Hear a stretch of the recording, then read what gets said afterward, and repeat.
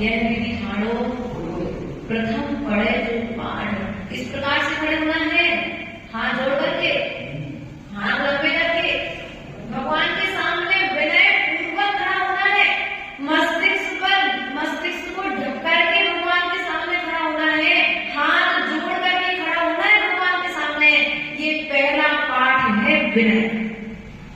बड़ों के सामने आप कैसे खड़े हैं, बड़ों के सामने आप कैसे बैठे हैं, ये प्रथम पाठ है विनय का पाठ। यदि विनय तुम्हारे बीच में भीतर में रहेगी तो तुम्हारे लिए आदि आदि पर्याय उदाहरण।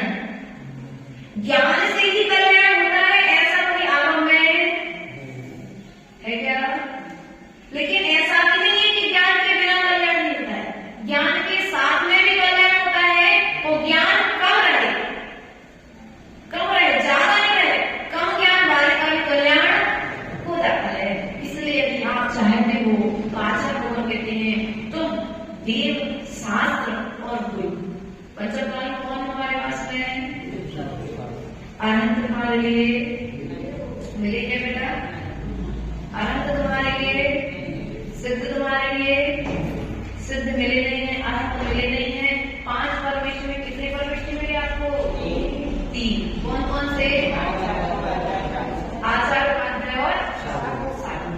यदि पंचम काल में तुम्हारे लिए दुर्गतियों से बचना है तो उसका उपाय है इनकी विनय करना। इनकी